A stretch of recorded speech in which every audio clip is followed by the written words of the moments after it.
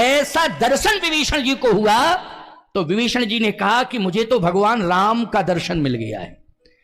बस अंतर इतना है कि वेश बदल करके राम मेरे सामने खड़े हुए हैं कि तुम राम। विभीषण जी ने कहा कि नहीं कहा, राम शब्द निकला है कि तुम राम दीन अनुरागी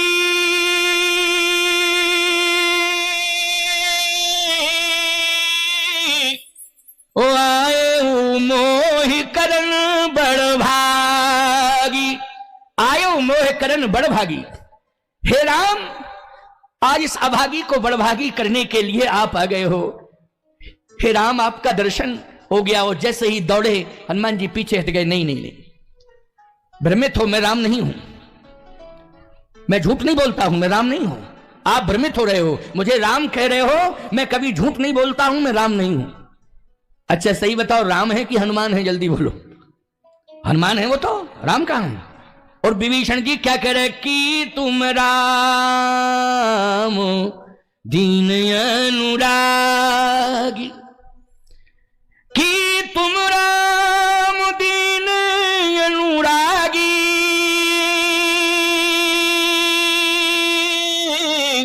आए मोह करन बड़ भागी।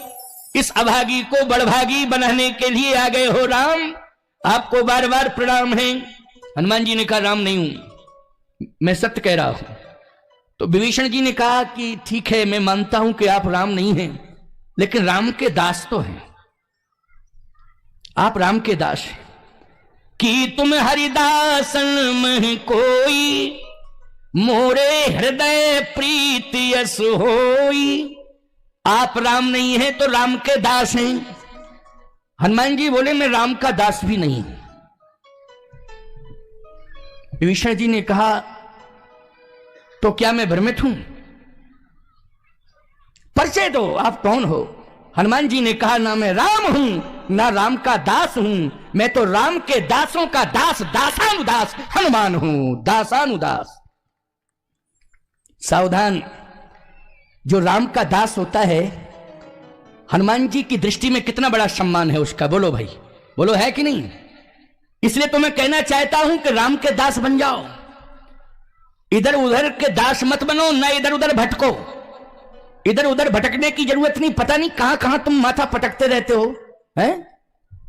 कहीं जाने की जरूरत नहीं है। हनुमान जी महाराज राम के दासों को इतना प्रेम करते हैं, इतना प्रेम करते हैं कि जहां भी राम का दास रहता है हनुमान जी स्वयं अंगरक्षक बन करके उसकी रक्षा करने लगते हैं। इसलिए राम के दासों का विशेष सम्मान है हनुमान जी की दृष्टि में। आज विभीषण राम का दास है। किसका दास है विभीषण? राम का दास है। और सही बताओ, विभीषण को चल करके हनुमान जी के पास जाना पड़ा कि हनुमान जी को स्वयं चल के विभीषण के पास जाना पड़ा? बोलो भाई। अच्छा सही बताओ, सोते हुए विभीषण को किसने जगाया है? हनुमान जी ने जगाया है। बोलो जगाया कि नहीं जगाया है? सोए हुए विभीषण को किसने जगाया है? हनुमान जी ने जगाया। तुम घर में सो रहे हो और हम पहुंच जाए और तुम्हें जगावे तो बोलो उस समय तुम्हें कैसा लगेगा? यही लगेगा वाह भगवान ने कितनी बड़ी कृपा करी, कल्पना से परे हम कभी सोचा ही नहीं सकते थे कि स्वयं स्वामी जी हमको जगाएंगे आके। और बोलो आज विभीषण को किसने जगाया है? जल्दी बोलो। कुंभकर्ण ने? अच्छा अच्छा अच्छा अच्छा, देखो भाई हमको थोड़ा कम सुनाई देता है। हाँ, तुम्हारी आवाज हम सही से समझ नहीं पाए, सुन नहीं पाए। हाँ, तुम तो रामायण पढ़ते हो, सभी के घरों में रामायण है, इसलिए हम तुम्हारे ऊपर शंका बिल्कुल नहीं कर सकते हैं। हमें तुम्हारे ऊपर पूरा पूरा यकीन है, पूरा विश्वास है। हमारी गलती है कि हम सुन कम पाते हैं। अब हम कोशिश करेंगे कि कोई मशीन होगी तो उसको अब की बार जब आएंगे तो लगा के लाएंगे, ठीक है ना?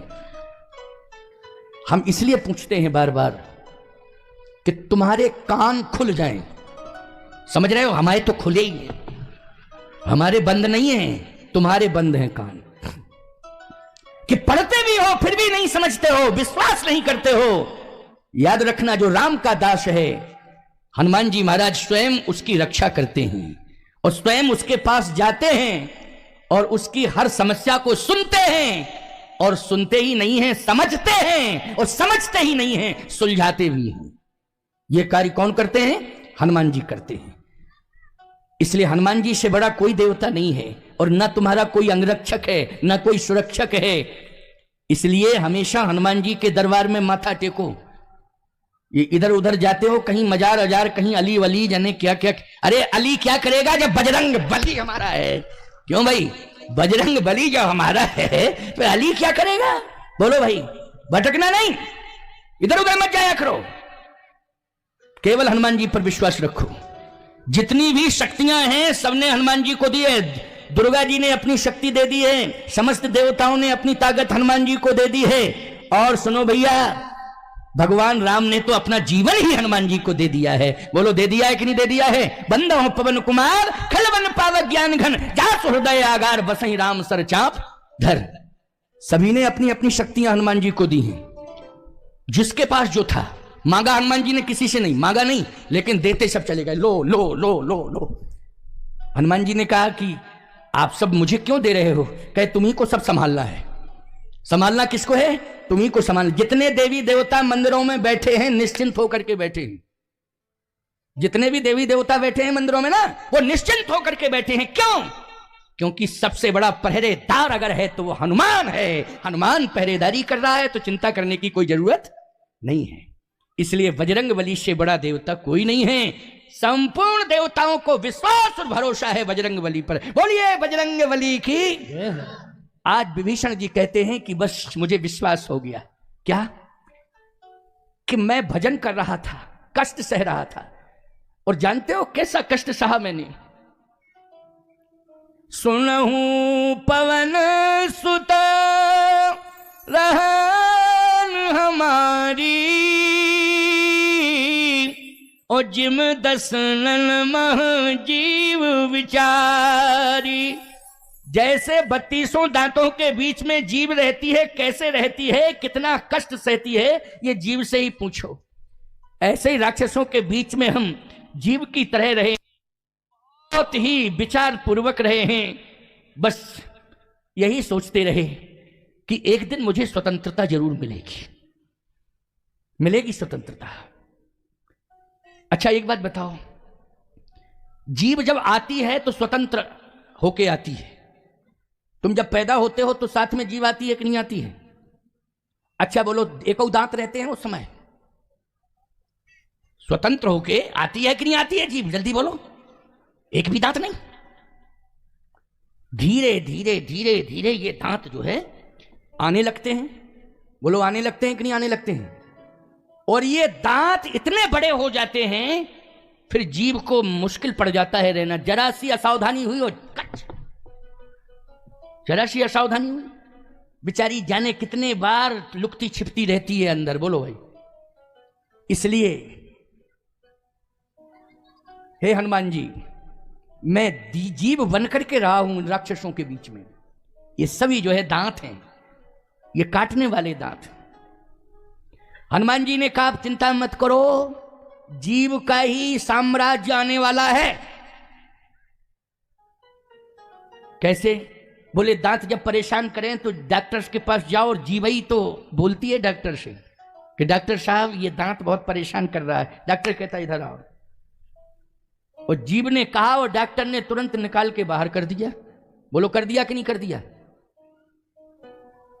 और जितने दांतों को जीव निकलवाना चाहे उतने दांतों को जीव निकलवा सकती है। बोलो, निकलवा सकती कि नहीं? एक नहीं रह सकती। सारे दांतों को निकलवा के बाहर कौन करती है? जीव करती है। लंका से सारे राक्षस निकल के बाहर हुए हैं और ऐसी जगह पर चले गए कि लौट के नहीं आए। कुछ तो मर गए, कुछ हनुमान जी ने फेंक दिया, आकाश में घूमते रहे, पता ही नहीं कहां चले, पता ही नहीं चला, वो लौट के ही नहीं आए। अच्छा बोलो, ये कमाल किसने किया है? जल्दी बोलो। विभीषण ने किया है। ये कमाल किया कि नहीं? विभीषण क्या है? जीव है। एक एक दांत साफ कर दिया साहब। अच्छा, वो जब दांतों को साफ कर देता है डॉक्टर, तो बोलो जीव का पूरा एक छत्र राज्य हो जाता है कि नहीं हो जाता? पूरी घूमती रहती है। अब बुढ़ापे में देखो, नकली दांत लगवा लेते हो अलग बात है, लेकिन सही बताओ ईमानदारी से, वो दांतों को जब चाहो तब निकाल के बाहर रख दो और जीव पूरी स्वतंत्र मन से घूमती है। सावधान। विभीषण जी ने कहा कि अब मुझे विश्वास हो गया कि अब मुझे प्रभु राम मिलेंगे, आपके माध्यम से मिलेंगे। जो रघुवीर अनुग्रह कीन्हा, तुम मोहि दरस हठ दीना। प्रभु ने कृपा कर दी है, अब मुझे विश्वास है राम मिलेंगे। हनुमान जी ने कहा मिलेंगे मिलेंगे मिलेंगे, तो मुझे राम से मिला दो। हनुमान जी ने कहा देखो ऐसा है, एक कमी आपके जीवन में, एक कमी मेरे जीवन में। विभीषण जी ने कहा आपके जीवन में कोई कमी नहीं, आप तो प्रभु राम को पा चुके हो ना, अब क्या कमी? जिसको राम मिल गए हैं उसको क्या कमी? हनुमान जी बोले यही कमी है कि सीता माता नहीं मिली। प्रभु राम तो मिल गए लेकिन सीता माता कहां मिली? अभी तक नहीं मिली, तो कमी ही है ये। और आपको सीता माता मिल गई लेकिन प्रभु राम नहीं मिले। विभीषण जी बोले हाँ ये कमी तो है। हनुमान जी बोले आप मुझे माता जी से मिला दो, हम आपको पिताजी से मिला देंगे, दोनों की कमी पूरी हो जाएगी। क्यों भाई? लेकिन आप मुझे माता जी से मिला दो, बिना आपके प्रयास के माता जी मुझे मिलने वाली नहीं है। और ये पक्की बात है कि मैं आपको प्रभु से मिला दूंगा। विभीषण जी ने कहा लेकिन एक मुश्किल की बात है, आप प्रभु राम से मुझे मिला सकते हैं, उसमें सरलता होगी, लेकिन मैं आपको जानकी मां तक पहुंचा दूं, इसमें बहुत बड़ी कठिनाई है। अच्छा कठिनाई क्या है? तुम तो पता बता दो, कठिनाई उठनाई की चिंता मत करो, पता तो बताओ कठिनाई उठनाई क्या है, सारी कठिनाइयां दूर हो जाएंगी, पता बताओ। विभीषण जी ने कहा बात यह है, पता तो सामान्य पता है, सामने अशोक वाटिका है, उसी में रहती है, वो कोई बड़ी बात थोड़ी है, सामने ही तो अशोक वाटिका है, बस वहीं बैठी है, एक वृक्ष के नीचे बैठी, यही पता है। लेकिन कठिनाई यह है कि उस वाटिका में कोई प्रवेश नहीं कर सकता है। हनुमान जी ने कहा कोई नहीं कर सकता है प्रवेश? कहा उसमें केवल राक्षसियां प्रवेश कर सकती हैं, इसलिए मैंने अपनी बेटी त्रिजटा को सीता जी की सेवा में लगाया है कि हे बेटी जा तू जानकी मैया की सेवा करना, उनको किसी प्रकार का कष्ट ना हो। तो मेरी जो पुत्री है त्रिजटा, त्रिजटा नाम राक्षसी एका, रामचरण रति निपुण विवेका, उसको मैंने सेवा में लगाया है, वो सेवा कर रही है, मैं भी नहीं जा पाता हूं। रावण ने एक संविधान बनाया है कि महिलाएं प्रवेश करेंगी, राक्षसियां। हनुमान जी ने कहा एक बात बताओ, आखिर कोई पुरुष प्रवेश करता है? कहा पुरुषों में केवल रावण जाता है, उसने बनाया संविधान लेकिन वो नहीं मानता है, वो तो राजा है, वो जाता है, बाकी महिलाएं ही, राक्षसियां। हनुमान जी ने कहा इसका मतलब है कि संविधान बनाने वाला स्वयं संविधान का पालन नहीं कर रहा है। बोलो भाई ये सबसे खतरनाक बात है कि नहीं? दूसरों पर विधान संविधान लागू करता है और अपने आप में उस पर चलता नहीं है, उसको मानता नहीं है। हनुमान जी ने कहा यही मनमुखीपन है। और सुनो विभीषण जी महाराज, मैं जाऊंगा, निश्चित रूप से जाऊंगा, कोई मुझे रोक नहीं सकता है। विभीषण जी ने कहा कि इसका मतलब है कि युद्ध होगा, नहीं मानोगे तो क्या होगा? युद्ध होगा। हनुमान जी ने कहा ऐसा है कि मेरा जो वास्तविक स्वरूप है वो ये है, क्या? राक्षसियों का प्रवेश है, राक्षसों का नहीं है, मनुष्यों का नहीं है प्रवेश, लेकिन बंदरों का है कि नहीं ये बताओ। विभीषण जी बोले बंदर को तो कोई रोक ही नहीं सकता है। हनुमान जी महाराज उसी समय बानराणाम धीशम रघुपति प्रिय भक्तम बात जातम नमामि, बानरा कर शरीर में प्रकट हो गए। विभीषण जी ने कहा यह आपका स्वरूप है? हनुमान जी बोले यही तो है। बंदर के लिए कोई रोक टोक? विभीषण जी बोले बंदर के लिए कोई रोक टोक नहीं। अच्छा एक बात बताओ, यहां बंदर आ जाए तो बंदर को भगाओगे कि तुम भगोगे? पहले ये बताओ। कोई जानवर आ जाए तो तुम स्वयं भगाओगे उसको? क्यों भाई? कोई भी जानवर आ जाए, कुत्ता बिल्ली या कोई हिंसक मारने वाला भी जानवर आ जाए तो बोलो 10-20 लोग मिलकर के लाठियों से मार मार के भगा दोगे उसको कि नहीं भगा दोगे? जल्दी बोलो। लेकिन बंदर आ जाए तो भगोगे। हम ही भागेंगे, तुम क्या भगोगे? हम ही भागेंगे। बंदरों की बड़ी खतरनाक स्थिति है, याद रखना। हम साधुओं की लंगोटियां सुरक्षित नहीं है चित्रकूट में बंदरों के कारण। बाहर डाल दो लंगोटियों का पता ही नहीं चलता है कहां लगे, फाड़ फूड़ के निपटा देते हैं। हनुमान जी ने कहा कि मेरा ये स्वरूप है, इसलिए अब मुझे कौन रोकेगा? विभीषण जी ने कहा रुको। क्या? ये वानर का वेश मां जानकी के लिए बहुत बड़ी मुसीबत है। बोलो है कि नहीं? जानकी मैया के लिए सबसे बड़ी मुसीबत है। हनुमान जी ने कहा वो कैसे? विभीषण जी ने कहा मैंने सुना है। क्या सुना है?